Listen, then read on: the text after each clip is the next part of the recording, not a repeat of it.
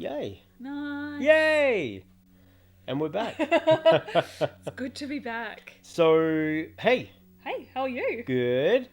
Something in common we've got lately is we have watched Mortal Kombat. We have. And a little birdie tells me that maybe you have some inside scoops on the movie as well. Look, I may know a couple of things. I may have been there when they were doing the filming in Adelaide. You're in the room where it happened. Yeah. Look, I did get the unique opportunity to be one of the, 300 extras, I think, for that MMA fight. Should we say there might be some spoilers? Absolutely. There are going to be spoilers. Yeah. Spoilers. Spoiler alert.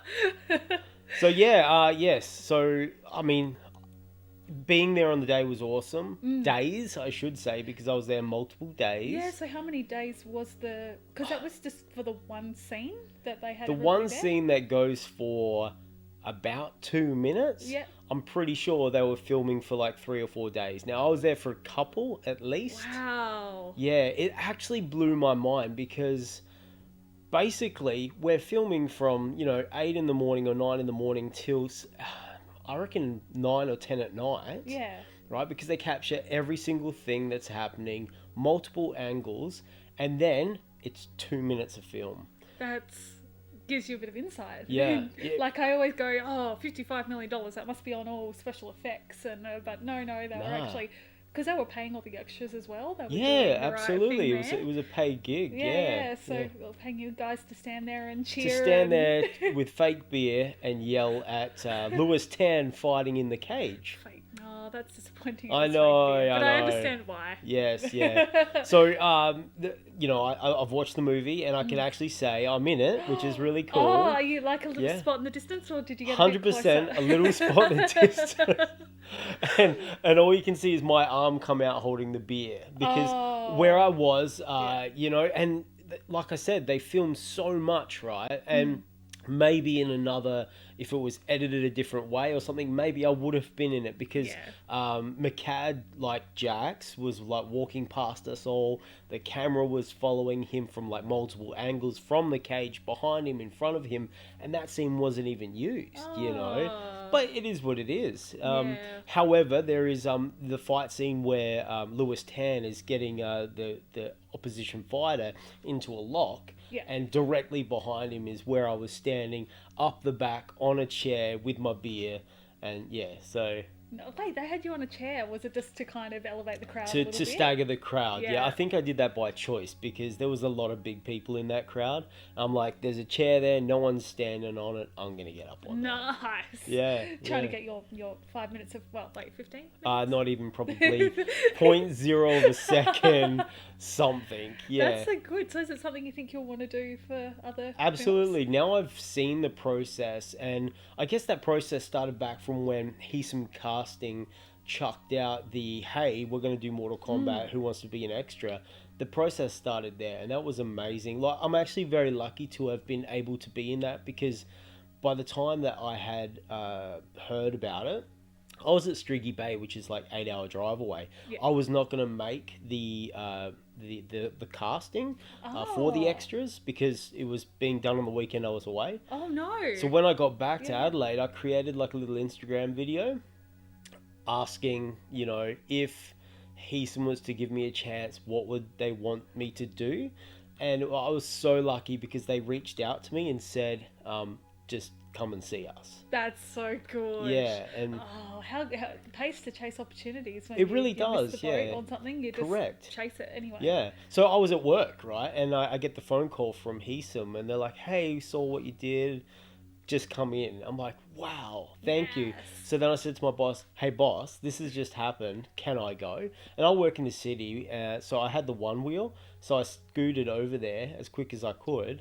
And I was sitting waiting for over an hour, and I was like, "Why? Why is this like?" They just asked me to come in to fill out a form and take some photos. Why is this taking so long? And what I didn't realize at the time is they were actually casting the daughter of Cole. Yeah, so she was in there, and Angela Heesum came out, and she's like, "You've been here a while. Is one of these kids yours?" I'm like, "No." No, not my kid. And so they thought I was a dad. Oh, gotcha. Well, obviously they're casting like these little girls in their judo suits or karate suits, and there was me just sitting there, you know. Yeah, So yeah. anyway, got the photo taken, filled out the paperwork, and then I got the hey, do you wanna Get in be the in the movie. yeah? Well, congratulations. Thank you. First of many starring roles, I Well, hope. we'll give it a go. Right? Yeah. Yeah. I think it's something really unique about South Australia where we've got such a, what's the right word? Like a great film industry here. Right. But there's opportunities like that just around the It's corner. only getting bigger as well, Yeah. which is great. Yeah, I mean, being a place in the world that doesn't have much COVID, I think we're in a lucky spot too. Lots 100%. of big film companies coming out to Australia to do some big projects. Yeah.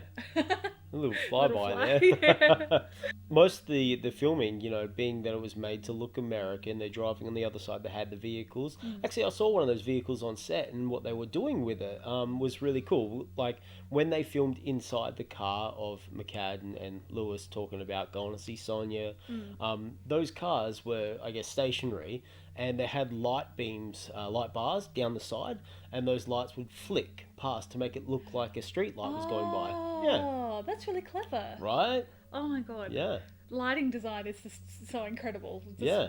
one of the things that you just don't think You about don't until think you see it. until it's there in front of you. Yeah. Oh, So, wow. I mean, I could talk about, you know, the set and seeing Lewis and McCad and all that all day long. Shall we talk about the movie? Oh, I think so. Let's do it. All right. First impressions, First impressions.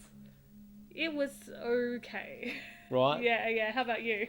I finished the film. I actually went into it with the expectation that Lewis Tan was going to, I guess, be a lot more than what he was, right? Yeah. That's how I yeah. felt, like, in how the movie's been portrayed, and you know, he is, you know, the main character and stuff like that. But turned out that Kano won it for me. Yes. Right? Yeah. I think that he had a really starring performance and really ran with the opportunities he was given in the script, and just being that obnoxious, cocky. So many Australianisms in there. Yeah. Right? Just the way we banter, chatting back to people, you know, being facetious. Yeah. Loved it. I don't know. Like, I struggle with the motives. So they were basically like, do you want to swap to the dark side here? We'll just give you infinite money. And I was like, don't know, would that be enough? Like, the whole earth is at stake. And he just wants a couple mil. Yeah. Infinite money. Yeah. Right? I don't know. Like, I think that's probably where it let down for me, because I was secretly hoping for like a back-to-back martial arts movie, Yeah. right? Like, just, So, like the opening. yeah, exactly. Like the opening sequence, just on repeat, where you're getting a lot of those fan moments of seeing like your favorite characters showing off their special moves and all Yep. that fun stuff. But they built in a whole lot of new lore, which, like, I don't know if they needed to do that, but if they're gonna do that, they Yeah. needed to lean into it more. Like, Yep. yeah, I feel very mad because it feels like this whole movie just walked that middle ground of not quite being a full-on proper action martial arts movie, not quite being a proper narrative, Yep. you know, personal growth story, because there are really limited story development points throughout the show. It was just, yeah. Didn't know, right? Yeah. And I wonder what the vision was. Like, I wonder who the person that was like, yes, let's make a Mortal Kombat movie. It's, you know, 2020, let's do it. What they wanted out of it. Because I feel like maybe it was one of those situations where executive went, oh, actually, nah, we'll tweak it because we want to try and, you know, hit this audience target or this audience. This is the way I'm thinking of it. I don't think they knew if they were making it for Mortal Kombat fans or not Mortal Kombat fans. Yeah, they were making it to the wider audience. Try to cater for everybody, and then, you know, they ended up with a R rating, but don't feel like they maximised that necessarily. Yeah. You know, like, yeah, just in the middle, weird, wishy-washy. Didn't own whatever it was. Yep. And that's how you felt at the end of it? Yeah. I mean, I did really like the end, like Flick 2, possible sequel. Yeah, with one of everybody, yeah. like I'm everybody's going to favourite Hollywood. characters. Yeah. Johnny Cage. Johnny Cage, Yeah. Who is not a Johnny Cage fan? Yeah, exactly, right? Okay, so if we turned it back and talked about the beginning with the Sub-Zero and Scorpion, right? Yeah. There was, and we discussed this before doing this. There was a little saying, right? And it was for Lingui or someone like. So basically, the saying Link like Y. Link Y, yeah, Yeah. yeah, yeah. So, and I didn't know what it was about, but we looked it up, right? And it's Yeah. about the clan. Like he was killing Scorpion for the clan, Yeah, for the that's good right. of the Earth realm, I think, or Yeah, which it's confusing for me. Like, I don't know all the backstories of who's meant to be a good guy and a bad guy. Yeah. So you're introducing this clan, but then it's not really discussed more either. That's what I Right. mean by it was a bit confusing. Is this for people who don't know all the lore or who people do, but then they've changed the lore? yeah, because it's not, yeah. So I don't know if you've seen it, but there's a animated movie called Scorpion's Revenge. No, I Right. should have seen it, but I Well, have not. a Yeah. mate of mine said you should watch it. It's really, really good, and I didn't even realize what I was going to start watching. But it is about how exactly that fight scene where basically Scorpion goes to hell, after the battle with Sub-Zero. Sub-Zero kills the family, and he does a deal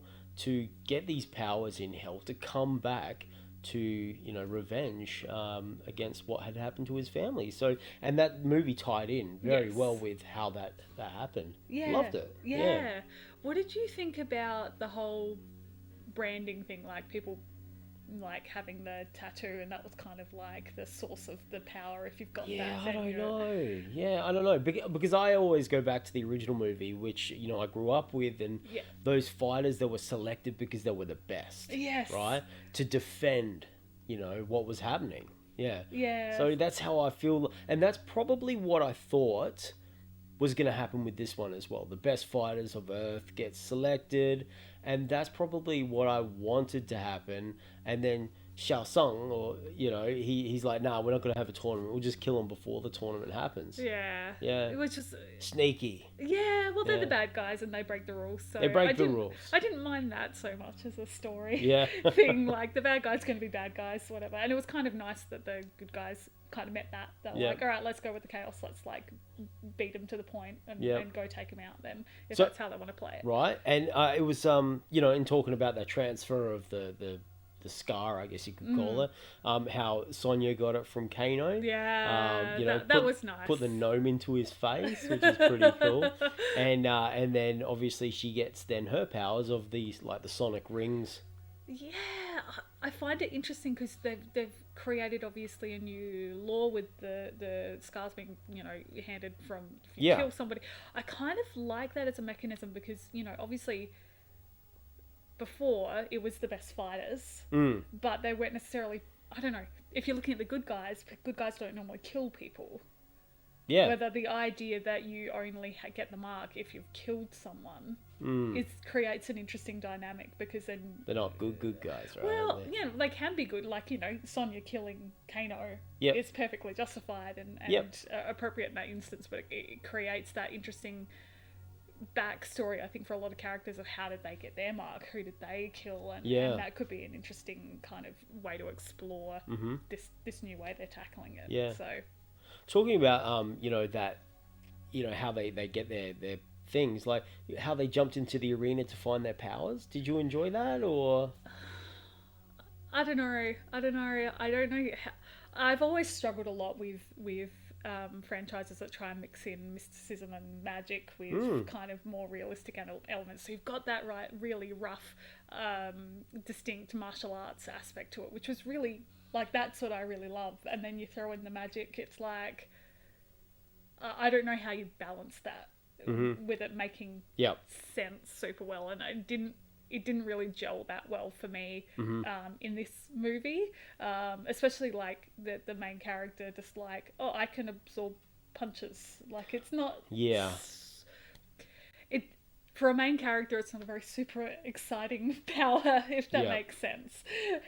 Yeah, I was thinking, like, hey, so he's absorbing these powers, right? Like, is it going to be like a Black Panther thing where he can then discharge the power? No, he just takes it. Yeah. But he's really good with his sight, or not, the batons. And, Yeah. So, I mean, from that perspective, I liked it because I did lean into the martial arts with him. Like, he had all those skills and abilities beforehand, so it kind of up to them just gave him more durability. But it's not flashy. It's not lightning or fire. Or, Yeah, you yeah, know, exactly.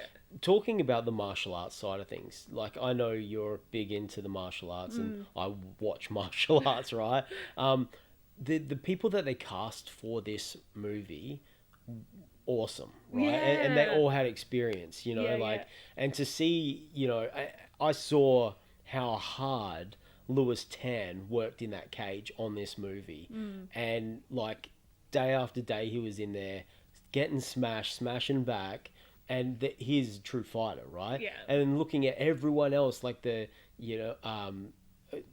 Scorpion, the Sub Zero, those actors. I mean, for the Sub Zero guy, Joe Taslim, they had to ask him to slow down because he was so fast for camera Oh, this was on set. on set. Yeah, Yeah. so I wasn't on that, but like just listening to what the producers, directors had to say about this movie, they had to physically ask him to slow down because they couldn't capture Wow. him, and they compared him to the speed of Bruce Lee. That is Like, cool. and when you get a cast of that kind of powerful people, it's awesome, you know? Oh my god. Yeah. That would be such a compliment to receive as a martial artist and, Right. and a performer. Just, hey, you're going too fast because you're just so good at executing the moves at speed. Yep, yeah. I also heard that he was saying that the mask that they created for him was not keeping up with his moves, right? So they had to specially modify his mask so it was more stable on his face. Oh. So when he was moving it, because it was wasn't like, flinging around. yeah, exactly, Oh, right? that's really interesting. Crazy. Extra stabilization. Correct, yeah. Wow. So, yeah, I guess, I enjoyed it for some of the martial arts that was in it was Yeah. was okay. Sorry, I totally geeked out with the kunai with at the beginning of the movie we spoke about this a Oh little my bit gosh, before. yes. Like, oh yeah, I'm just gonna take this gardening tool and put some rope on it and fling it around and just So good. so good. Yeah. When we were talking about, I love the look of that too, with the Japanese style house and the woods and stuff. And that was filmed not far from here, Crawford Forest. And this goes back to, the production of things, and then there was Cooper Pedy as well for that wasteland looking. They used that a few times up in Cooper Pedy. And then, Port Adelaide for the gym fight scenes as well, which is, Yeah. it's great. It's cool that they, because you were talking about before how they managed to make these Australian settings look American, but when you go out in nature you don't have to worry about that so much. No, you This is don't. good.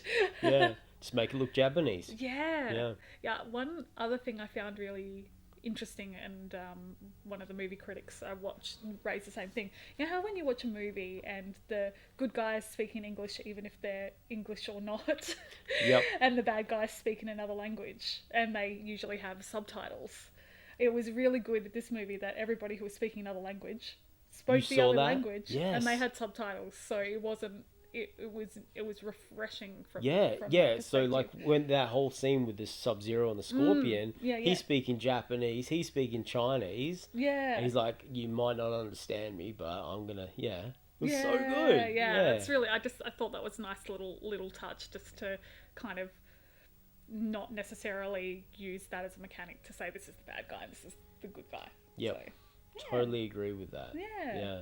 Did you leave feeling like you were happy with it, or was there anything that you think they could have improved on, or what would you like to see maybe? Yeah, that's a really good question. I think I would like to see a director's cut version. Ah, Because interesting. if I can take my experience from, I'm not saying make the movie 3 hours, right? But I bet you there is stuff that we haven't seen because there would have been so much footage, Yeah. right? I enjoyed it. I definitely enjoyed it. I wanted probably more tournament style. Yeah. That's what I was waiting for, Yeah. right? But yeah, I'd like to see another cut. Yeah. Director's cut would be awesome because like if we filmed like for 2, 3, 4 days, right, and that fight scene was 2 minutes. There's got to be more footage out there, something different. Yeah, like a special fighting cut version, Right, where you pure just get to fights. see all the fights. fights. For me, I was a little bit disappointed where some of the maybe not as popular characters, but certainly characters if you're fans of Mortal Kombat that have fandom behind them, got like one-shot kill, two-shot kills, and only 2 fatalities. Fatalities, right? Let's talk about the fatalities. Yeah. You know, we've got a couple of minutes. So we had, Jax using the squish technique, right? One. Yeah. The razor blade hat. Yeah. In the sand. Yeah. Was there others? I only picked 2. Which ones did you get? Those 2. Yeah. There was the Liu Kang dragon, the fire dragon. Oh, yeah. So maybe Right, I'm... Tikabal, yeah, this is yeah. my problem, not being a big enough fan. That's all right. Yeah. So like that and Kano ripping the heart out of Reptile. Oh, yes. Yeah. How cool was that little reptile character, right? And how they got him with putting a flare in his back so they could see where he was. Yeah. I'm just flicking all over the No, movie here, no, but that's yeah, fine. We're both doing it. Yeah. It's good. It's good. So, and I guess that's why it got us R rating as well, because those fatalities. Yeah. But I didn't think it was over the top. No. I loved it. Yeah. What did you think of the CGI? Look, I guess Prince Goro had to be CGI, right? Yeah. Which was a definite. It was okay. Yeah, I didn't pick up too many full on, hey, this is over the top CGI. They did a lot of. I loved the ice work that they did for Sub-Zero. That was amazing. That was awesome, right? That picking it up off the street, slamming it down, giant chunks. Oh, just the way they had the zoom in, and they just had it whenever he was grabbing onto somebody and actually doing and the that particles, contact. yeah. Because I think a lot with the Sub-Zero stuff are used to him throwing icicles and things like that, but actually having just that, he put his hands on somebody and the icicles grow on them. I mean, ripping Jax's arms off is another fatality, so that type of thing. When Jax brought the shotgun around to his face, grabbed it, and then the little pellets coming out, awesome. That was great. That CGI was awesome. I think I found some of the creatures a little, I felt pulled out of the experience a little bit. I don't feel like they seem realistic enough. Yep. Not a major criticism. I think they had a $55 million budget, so it's not like they have hundreds of millions to spend on CGI. But to go from those icicles and stuff to then some creatures that were just I was a bit taken out with Reptile. I was some of the things they did with that, but that's personal taste as well. Exactly. I think growing up in the 90s, where we kind of grew up with Stargate and SG-1, Atlantis, those kinds of graphics. I'm not being too critical. It could always be worse. Exactly. So look, overall, very. I would love to see a sequel. I do. I just want to see where it goes, and that's what they've left it open to. I want to see Johnny Cage. Was I happy with the movie? I was happy with it, For a video game movie, I think it did very well. Yeah, I think so too. And I think that I'm excited to see on how they build on it as well. Yeah. A little bit worried about the rate of which they're killing characters. So fast. There might not be any left by the time we get to the third one. But we'll see. It'll be exciting. They certainly left the door open for people being resurrected from the dead with spells. So, a wizard did it is a good excuse to bring some people back. Correct. Yeah. They will bring them back too. Now, if you made it this far, ladies and gentlemen, don't forget, give us a little thumbs up on this one and comment below. What was your favourite part of the movie? We'd love to know, and we'll write back to you. Thanks for hanging around. Thanks, Jordo. Thanks, Natty. I'll see you guys next soon. time. Bye. Dream PC is an elite custom PC builder right here in South Australia. They specialise in building your ideal PC, be it for gaming, 3D rendering, video editing, or even just browsing the web. They don't waste time with individual parts or phone chargers, just quality, powerful PCs with great warranty. So if you're wanting a custom built PC but don't know where to start, or maybe you just want a PC that works without risking bending pins or busting capacitors, then take a look at their website and configure your own today. It's as easy as ordering a pizza. But note, they don't do pizzas. From build, testing and packaging, their real-time build tracker keeps you up to speed with what's happening at all times. With delivery anywhere in Australia, you too can have your very own Dream PC, so check them out today at dreampc.com.au.